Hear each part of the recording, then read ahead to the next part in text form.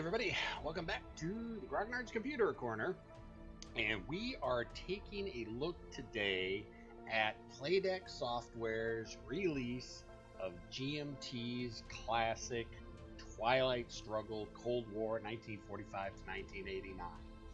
This is a very faithful adaptation of GMT's classic Twilight Struggle. I think the last time I was over at Board Game Geek, Twilight Struggle rated number 2 in all-time highest rated games on the board. I'm sure everybody's heard of it. I'm sure everybody's seen it. If you haven't played it, you need to get out and play it. This is one of these games that you just can't miss playing. It was released yesterday. You can pick it up on Steam. I think you can also get it at Playdeks. I do everything through Steam, so that's where I picked it up. Currently on sale for $11.99. I think it normally goes for $14.99. Honestly, it's a great price at that value, and you should go out and pick it up. You do kind of have to make your own account, but that's painless. 2 ways of playing: offline and online.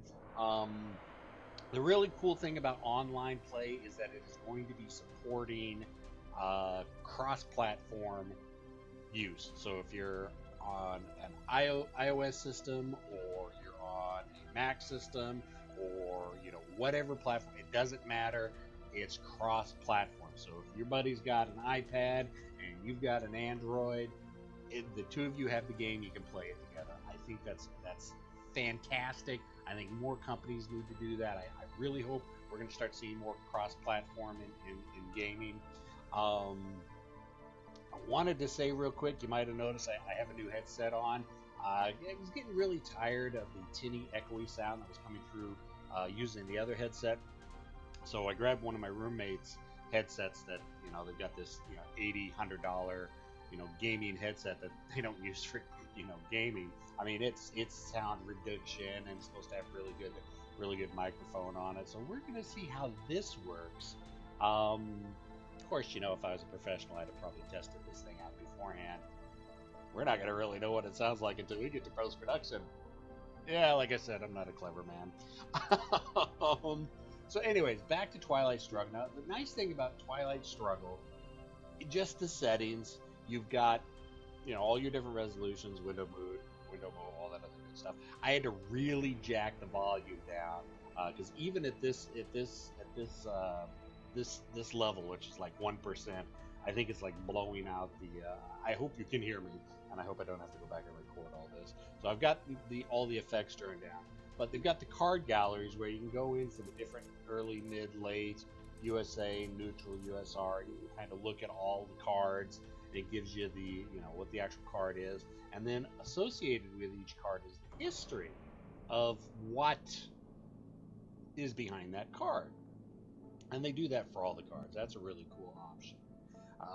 It gives you the full rule book for the computer. There is actually a way to get the actual GMT rule book itself. And then it even goes into the different variants. The game has the different variants. You can play like the Chinese Civil War, and you can go into a late war. Let's see, where is it? Right here. Yeah, you can go into a late war scenario variation, and of course, you've got your credits, GMT, and Playdeks, and all the people who worked on it. So I have played this thing.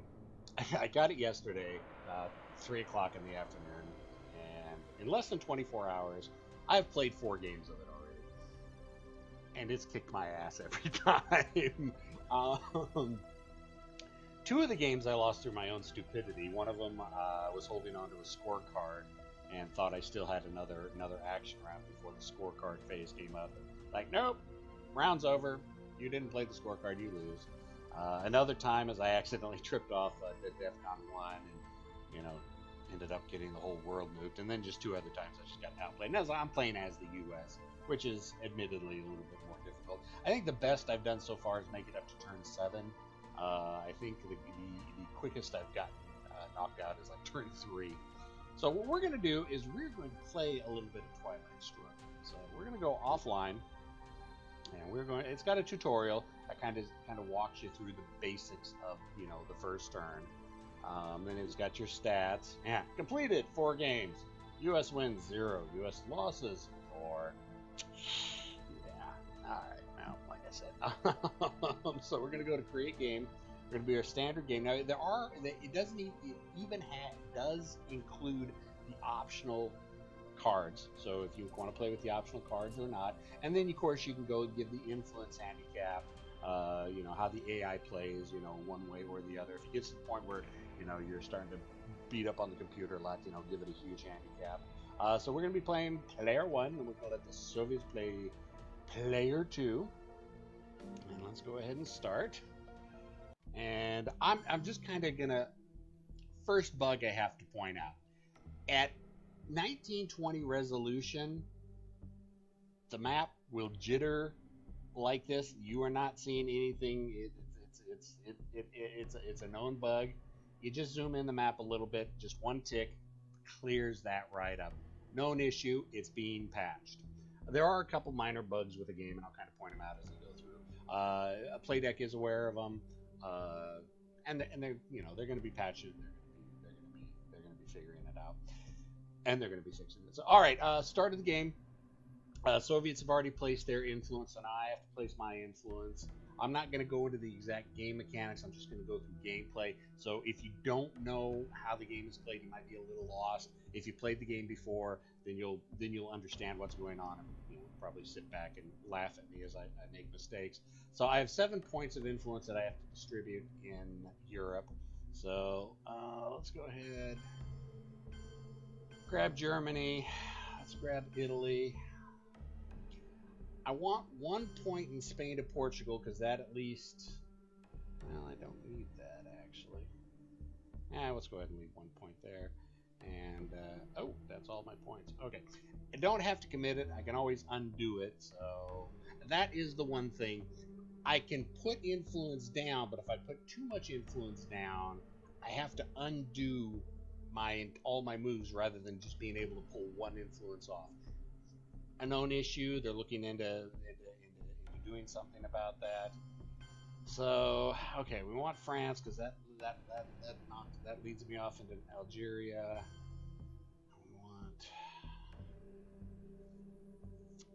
I don't know what I want to do. Let's put 1 into Greece because that'll allow me to move into Turkey.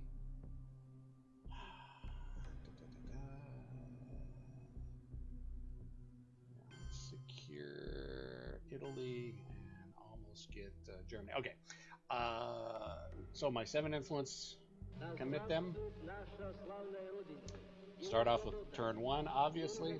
How many cards I have in my hand, how many action rounds there are. It's got this nice little voiceover of, each turn focuses on, a different leader. So Stalin, and so he had Stalin or Lenin? Lenin, I believe. A little voiceover. Go into the headlines phase. Take a look at my card decks down here. Decide which one I want to do. Okay, we already know Asia scoring, so I'm going to have to play that before the end of the turn. So I know I'm going to have to play that. So my focus is going to be on Asia. I have to play a headline card first. Let's go with Formosa. No, let's not go with Formosa. Independent. I don't like this card because I know there's so many cards in early war that blow out all my influence there. Containment. You know what? Let's do containment. So we pick the card. We use that as the headline. Now the computer will go in. He's doing Nasir. Actually, it's a good play. That allows him to secure Egypt right off the bat. You can see that. Okay.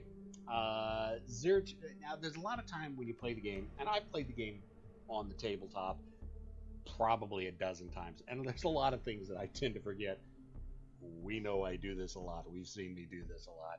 Sometimes there's alcohol involved when I'm playing games. We forget some things. Maybe. I'm not saying that. But it tracks everything. So as we see, the Soviets have got 0 military option points that they built up, and they need to build up 5 before the end of the round. And that's all dependent on what the DEFCON is. So it lets you know how many military operations you still need to conduct, or you'll lose victory points at the end. Let's go ahead and continue. Now we'll see up here, this is the computer thinking. Why it does that, because I'm pretty sure the computer can just instantaneously figure the turn out, but it's kind of nice that it does give itself a few seconds. All right, it plays the China card, and it attempted a military coup in the Philippines. Wow, it rolled really good, and it has really secured the Philippines. All right, so for me, I've got zero military op points. I need 5, so let's go ahead.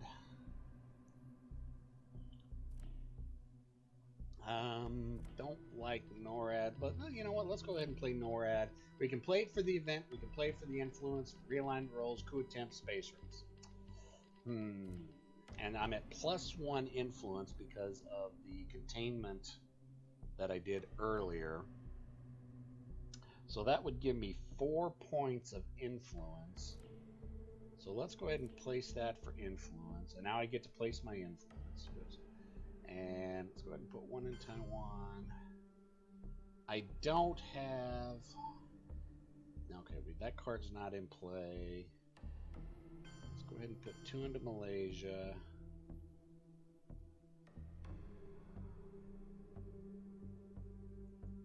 Let's put 2 into South Korea. Or 1 into South Korea.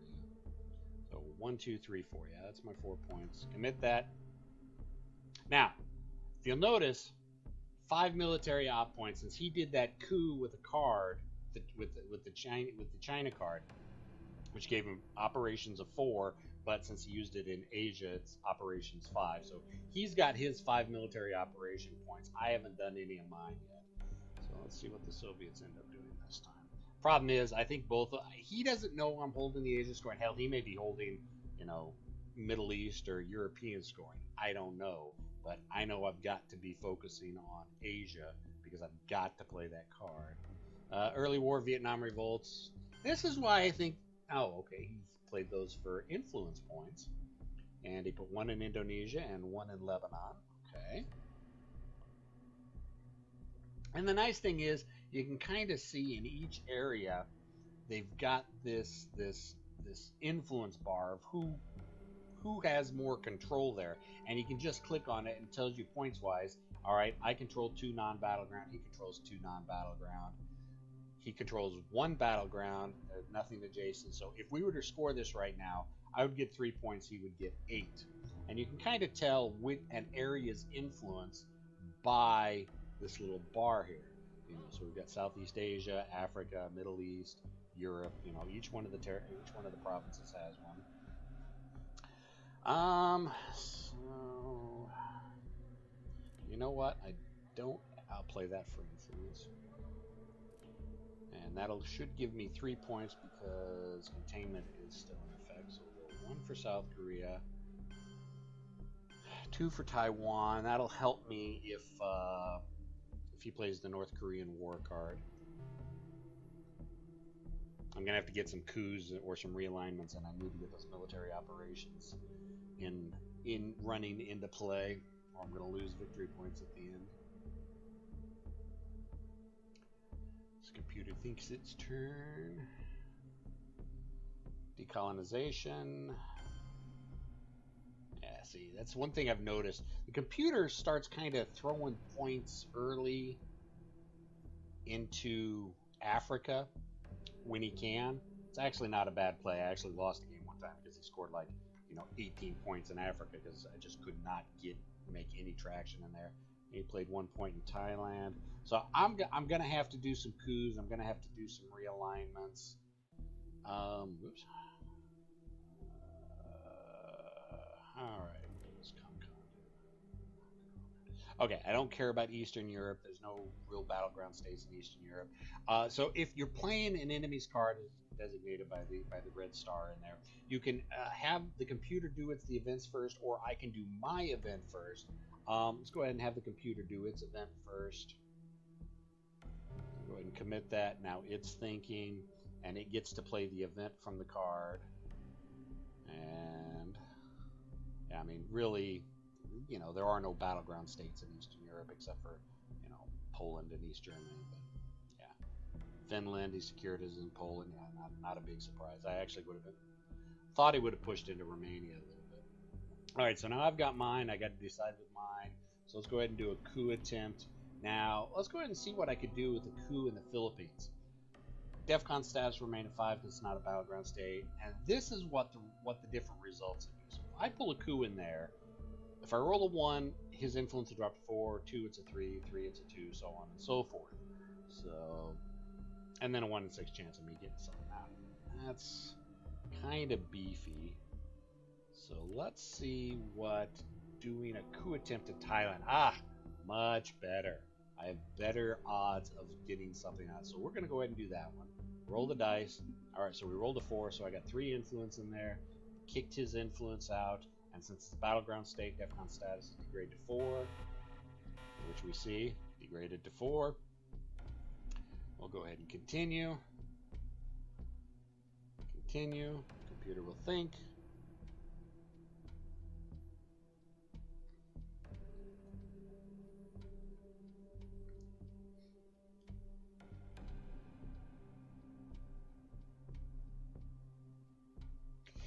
Indo-Pakistan one. Okay. Now, supposedly, he used it as a coup attempt as well. Knocked all my influence out and put himself back up. Since it was a battleground state, another degradation. Now, as DEFCON changes, this is the one thing I would usually always forget. At certain stages, you can no longer do coups or realignments. Fortunately, as this is a fully computerized game, as you hit the different DEFCONs, you start getting under the countries, you start getting this little mushroom cloud saying, all right, DEFCON status is at a point where you can no longer do coups or realignments. So you can just look at it and say, all right, now I know. Let's look at Asia. Yeah, we're even there. So if I play the Asia scoring, I'm not going to get anything. I don't want to. I want to keep trying to push in Asia. I want to try to get a little bit of an advantage. Do I want to play that for? Yeah, let's go ahead and play that. Let's the Soviets resolve that first. Soviets think.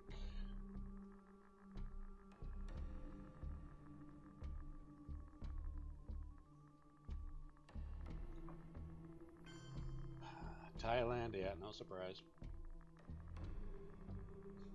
All right, so now we'll go ahead and mine. Like I said, I don't think I can do a realignment in Asia. Yeah, it won't even let me do it. So I'm gonna have to back out of that and then just place influence. So it's gonna cost me both the points to put it there, but at least he'll lose control of Thailand. But I get +1 because of containment, so I can actually put a second point. There we go. So we'll commit that. For an action round 5, there's only 6 action rounds. I think I'm gonna have to play the scoring card. I'm gonna have to play the scoring card here real soon.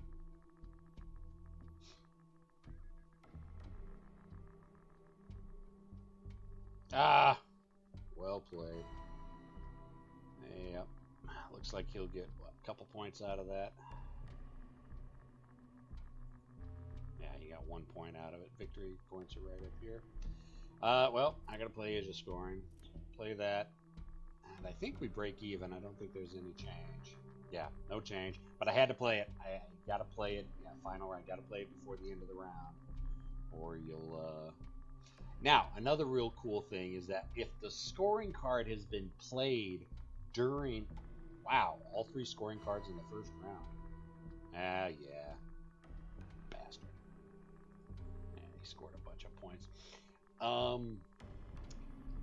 In the current deck, if the scoring card has been played for a region, it gives us little crosshairs. So it's a real easy way to remember. It's like, all right, we got a new deck, or we're halfway through a deck.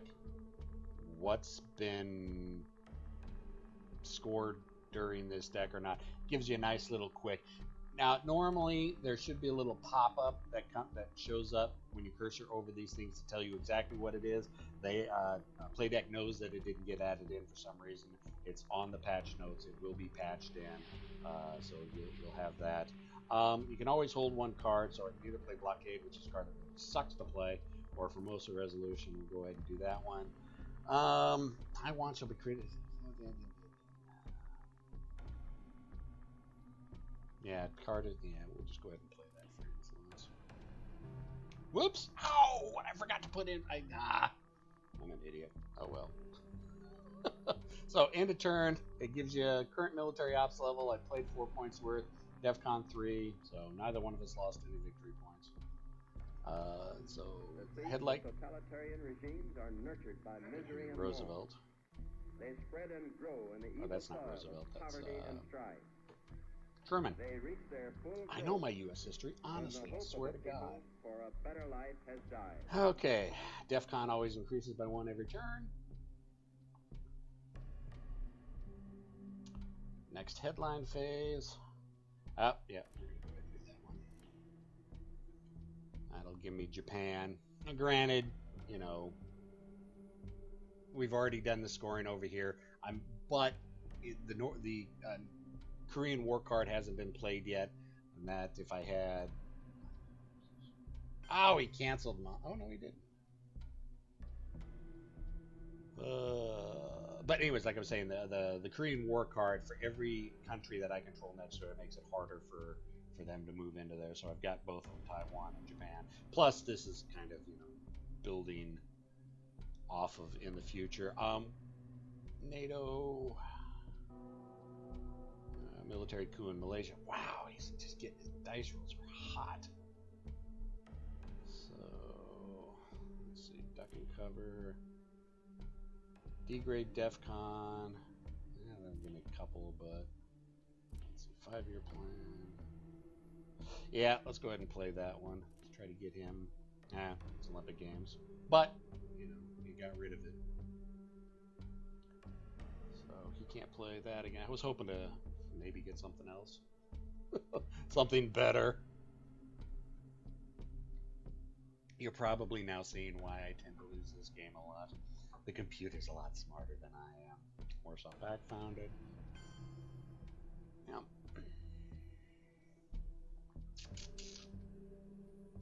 Let's go ahead and play Capture Nazi Scientist for the event, which gives me an automatic +1 on the space race. Now, the space race, there are people who, debate if it's really worth it or not. I mean, that was a free card, a one-ops card. It got me 2 victory points. In my opinion, that was worth it. Some games I go into the space race, other games I don't. It's good for burying cards you don't want to deal with. So, computer figures things out.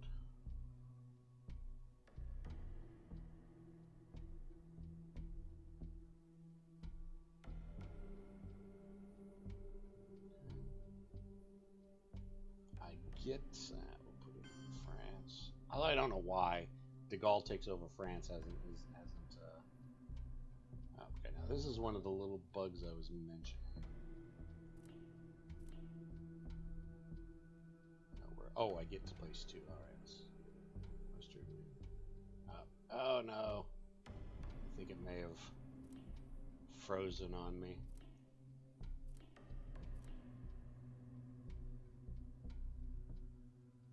Yeah, I think it froze. This is a bug that does happen after you place an influence. You can kind of see it hasn't completely placed it. There we go.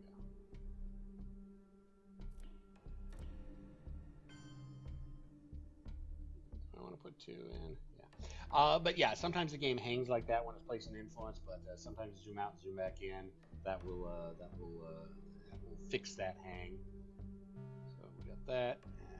Probably going to do a coup. So no, they've already got their points. So he's probably going to put these into Africa.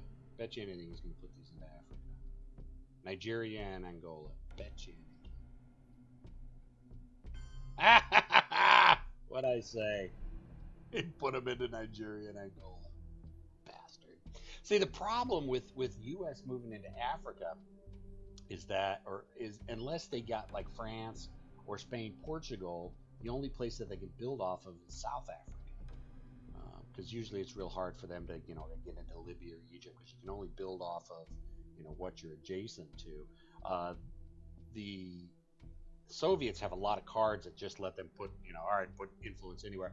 Eventually, mid-war, late war, the U.S. gets similar cards for Central and South America. But it's real easy for the Soviets to build up in Africa early. And that's a pain in the ass. I haven't found a real good way to deal with that yet. Let's see what that is. Yeah, we don't want to do that one. I really hate blockade. You know what? I'll go ahead and play intervention. Play that as an event to play blockade, so I don't have to worry about the effects of it. And you know what? Let's do a coup attempt. What do we want to do? A coup attempt. I mean, really, it's wherever I want to. All the scoring cards have been played. Let's see what'll happen in Thailand. Not much at all. Yeah, it's a level 1. Oops. Yeah, that's the thing about backing out. Sometimes it backs you all the way out, and you gotta replay the cards again. No, I didn't want to do that. It's a coup, not a realignment. So see, I hit the back. It doesn't let you just back one step. It just backs the card all the way out. A little bit annoying, but whatever. So coup attempt is a 1 coup. So the best thing I could do is just go after something that's got a 1 stability. You know what? Let's go after Angola. That's a, yeah. All right. So yeah, that's not bad. We like those odds. There we go. Okay, now I got 1 influence in Angola. I mean, granted, we're not looking at any scoring there for at least another 2 turns, but you know, force him. I guarantee he's going to do something to me in Angola relatively soon. The computer likes working Africa.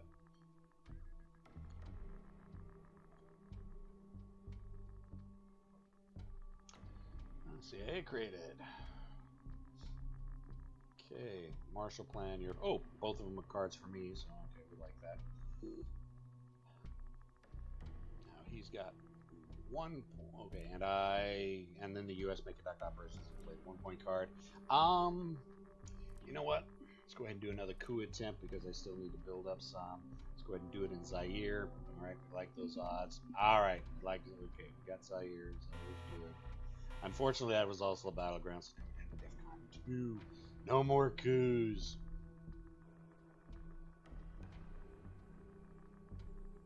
Now the computer's thinking. Yeah, like I said, the computer is supposed to learn, and I think what it's doing by taking its time thinking is that it's accessing the database of all the other games played and is learning from what it has done before in other games.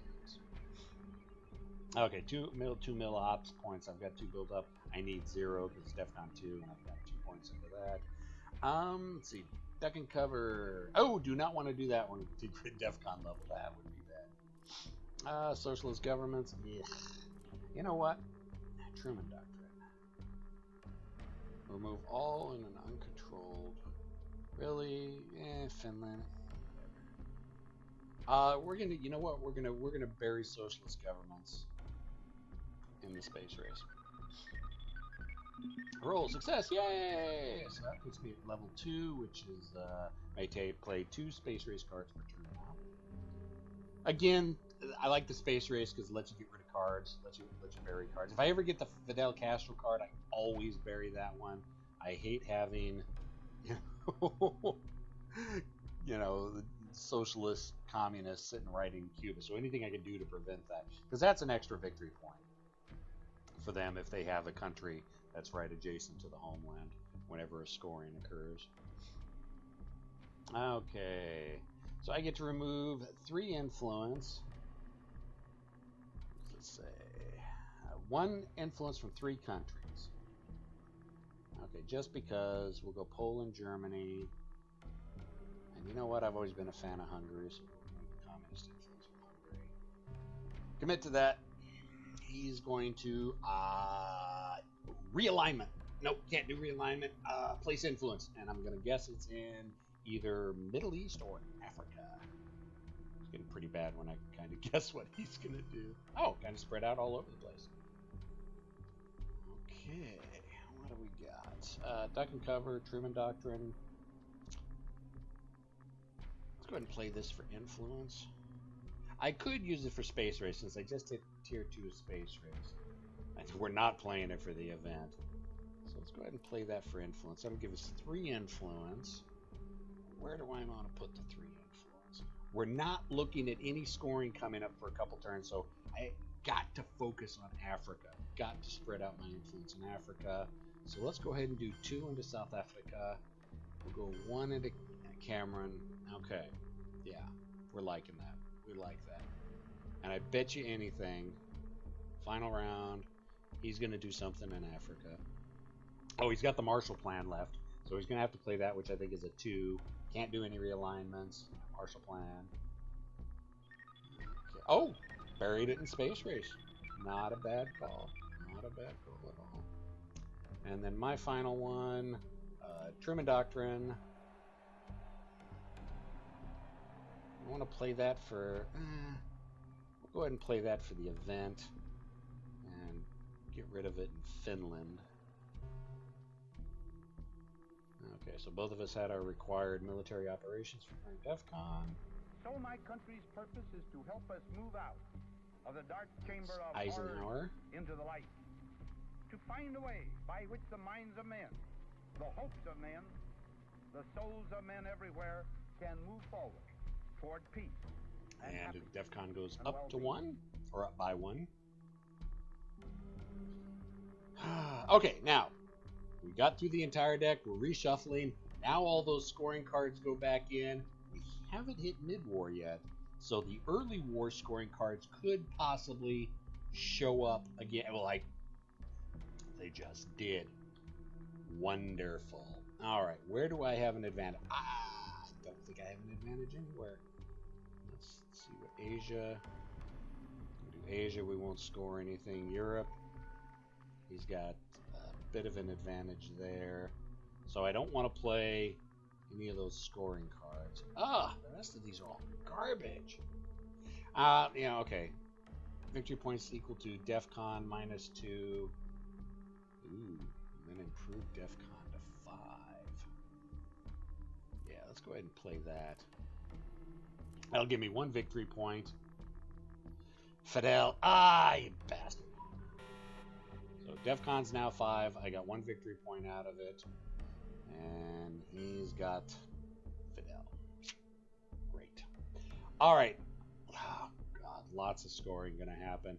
Let's see. In the Middle East, I got nothing in the Middle East. So I'm going to have to do Suez Crisis. That's going to suck. Okay. Oh, and I'm at -1. Wonderful. He pushed into Italy and looks like he grabbed what? Syria? Alright. Suez Crisis.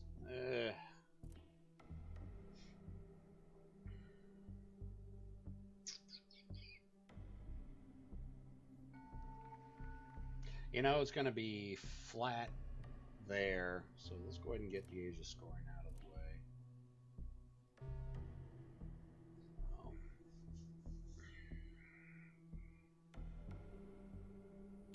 Because I mean, I could put a lot into Asia, but you know, the Middle East is where my biggest focus is right now, just because Europe and Asia both are kind of washes right now.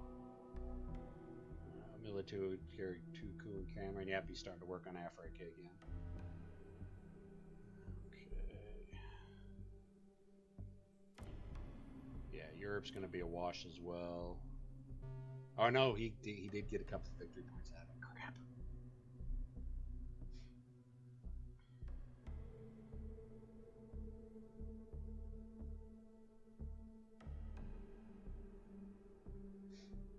Computer thinks. I'm probably gonna have to play duck and cover for socialist governments. Yeah, that's the other problem with early wars, that there's just so many pro-communist cards that are really good. Of course, by the time late war rolls around, you know, the U.S. starts getting a lot of really good cards too. So duck and cover, we can go for a coup attempt. Let's take a look at what Libya will give us. Okay. 50-50 shot. Let's look what Egypt will give us.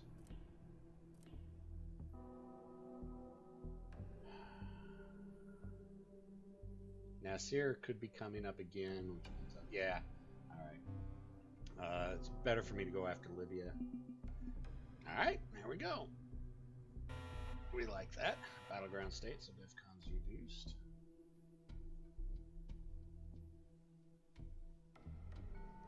Yeah, he's still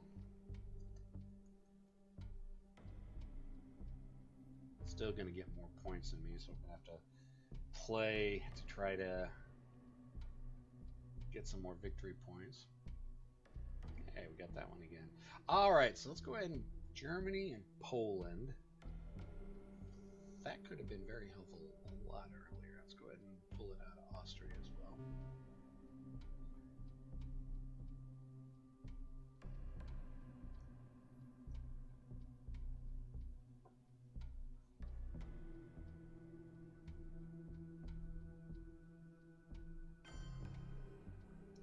Spreading out a little bit. Yeah, secured Afghanistan, went into Haiti, and resecured East Germany. De Gaulle leads France. Ugh. Not a fan of that card either. Could I go for another coup? You know what? Yeah, let's go ahead and do this as another coup. I think I can still do coups. Yeah, I can still do coups. So let's do the coup attempt first. And Iraq, like that. Egypt, much better odds. Alright, now granted, Egypt's probably a bad place for me to put that. You know, the Nasir card, which strips half of my influence from Egypt. But we're looking short term right now. Middle East scoring is coming up. Yeah.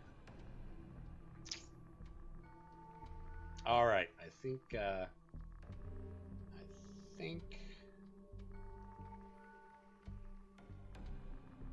yeah, I'll get the points advantage.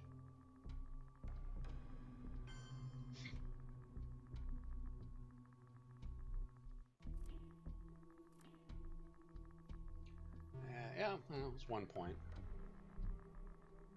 1 point is 1 point. Yeah, there's the Korean War. I think he needs like failed on it. I've seen it actually happen once or twice where, you know, North Korea's taken over South Korea. You usually got to get a really good roll for it. Suez Crisis. You know what? Let's go ahead and bury that in the space race. Yeah, success. All right, another space race, which got me another 2 victory points.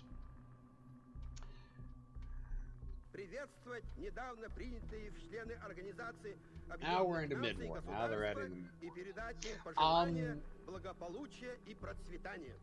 so that's Twilight Struggle, boys and girls.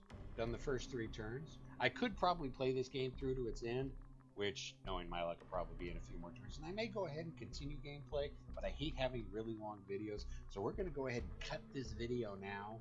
And I actually may keep recording and post it as 2 separate videos. Hope everybody enjoyed. And if you want to get me in a game of Twilight Struggle, my Playdeck account is Steel Whip. STEELWHIP. Now, I don't know exactly how to set up online games yet. If you want to get me in a game, and you know how to set up an online game with someone specifically, drop me a note in the questions in the comments section, and I'll get back to you. All right, folks. I'll see you later.